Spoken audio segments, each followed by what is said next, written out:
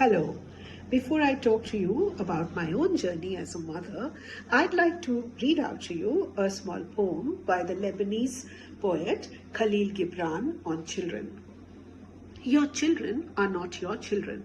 They are the sons and daughters of life's longing for itself. They come through you, but not from you. And though they are with you, yet they belong not to you. You may give them your love, but not your thoughts, for they have their own thoughts. You may house their bodies, but not their souls, for their souls dwell in the house of tomorrow, which you cannot visit, even in your dreams. You may strive to be like them, but seek not to make them like you, for life goes not backward, nor tarries with yesterday.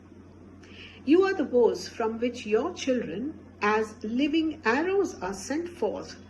The archer sees the mark upon the path of the infinite, and he bends you with his might, that his arrows may go swift and far.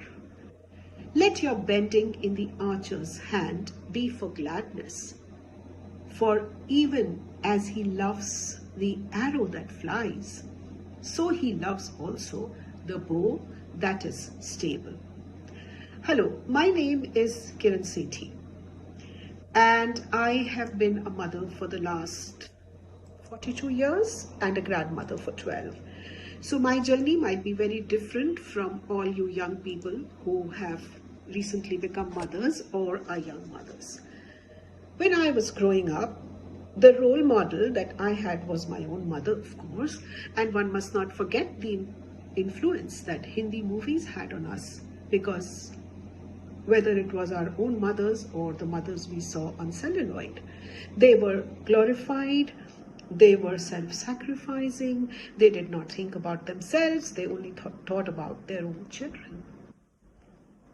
As a young girl, what I saw around me, whether it was with my friends or whether it was with my cousins or sister, our goal was to get married and have children.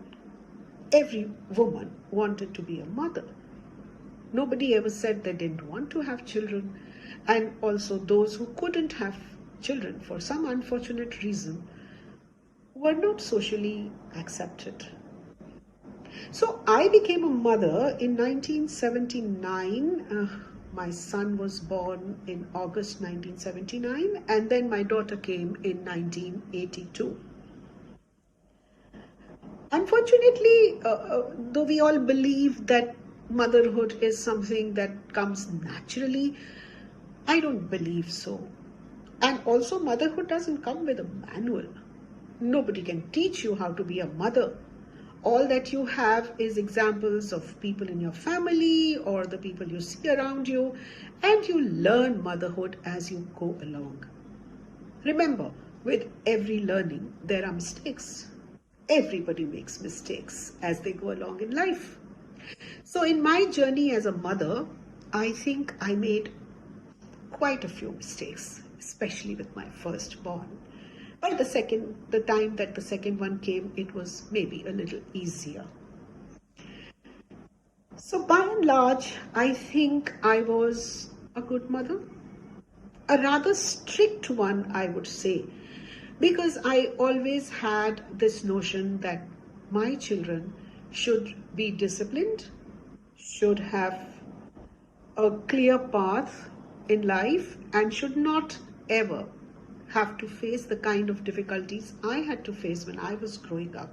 So though I was a very, very open-minded and a very, very supportive parent, I still am for that matter, I did have my rules and regulations which had to be abided by. From the very early age in my children's lives, they were taught to be disciplined in terms of time, of doing their things in time, of doing their things themselves. That was a very important lesson I wanted my children to learn. Even though we had a battery of servants, I did not want my children to grow up thinking somebody was always there to do their work for them. So right from the beginning, I insisted that they learn to do their own work themselves. We had some time set aside every day for family time, which did not include watching TV, of course. We would either play games, we were all very fond of playing board games, and every year a family holiday was a must. My husband, being a very keen mountaineer, wanted his children to learn everything about mountains. So invariably we would end up in the Himachal every summer vacation and have a good time trekking and walking on jungle paths and enjoying ourselves as much as we could. My children were also encouraged to uh, have good relationships, not just with themselves or with their parents or with their grandmother, but with every member of their extended families, of the social structure around them, of family friends, of the people who worked with us. They were taught never ever to be disrespectful to anybody, be it a family member, be it a friend, or be it the house staff. And I'm glad those lessons that they learned helped them to become very good human beings. Of course, as it happens with everybody in life, some days are good and some days are not so good. My children faced disappointments. There were times when they were very unhappy with what was happening in their lives. But the one thing that we knew was that we would stand by them. They knew that their parents would always be at their back and they would hold them up when they were going to fall. When my children grew up and they were to leave home for their further studies, the one lesson or the one advice I gave them was, please go ahead. It's your life. You will come across a lot of experiences. You would want to do a lot of things which you may or not talk about with, especially with the mother, with me. In which case, I would understand, because we all have our own secrets and our own lives. But the advice given to them was, do what is right. And by chance, if you do something wrong and if something happens, some repercussion comes up, do not hesitate to come back home. Do not hesitate to call us. Do not hesitate to let us know, because we would be there. Whether you were right or you were wrong, we would always stand by you. And I'm glad my children took this advice well. They went into life. They went exactly as Gibran said. They were arrows sent forth. And then their life was their own. So today, with a 41-year-old son and a 38-year-old daughter and a 12-year-old grandchild, what can I tell you? It's not been easy. There have been good days, there have been bad days. But one thing I can tell you with great assurance and reassurance is that never doubt your own capabilities as being mothers. Mothers are natural souls. You can do anything with your kid and you know that it will ultimately turn out to be right. So when you talk to your children, when you discuss things with them, do it with an open mind. Do it with the thought that they are imbibing everything from you. Remember, whatever upbringing, whatever value system you are going to build into your child is done by the age of 14. After which, it is not nurturing that takes care of the kid. It is nature too. It is the society around the child too. So as the child grows, as the child goes into life, as he or she experiences his or her own life, as they become older, as they become adults, things change for them. And that is the time they don't want to be criticized. That is the time they don't want to be censured.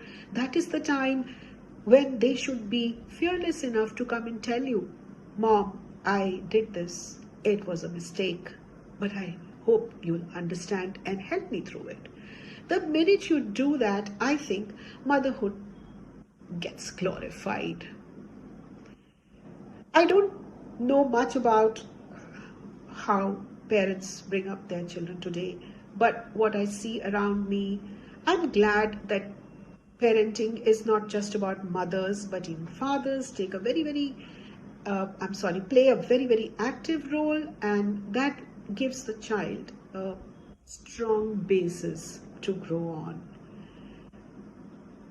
I'm seeing it in my family because unfortunately my son is divorced, and but his wife and he have taken it upon themselves to be jointly responsible for the child who stays with his mother. Though the mother makes major decisions, the father is always involved.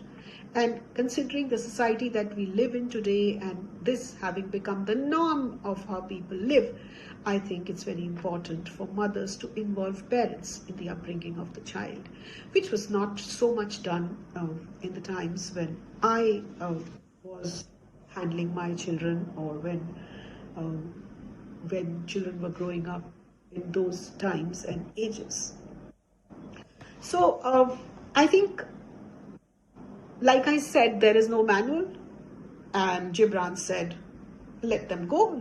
You cannot live their dreams. You cannot live in their souls, because their souls have their own dreams, and life moves forward. Life never looks back. Let your children be free. Let your children think, because the world ahead needs thinkers and not followers." I would wish all the best to all the mothers out there. My best wishes. Have a good journey ahead. Enjoy your motherhood. Thank you.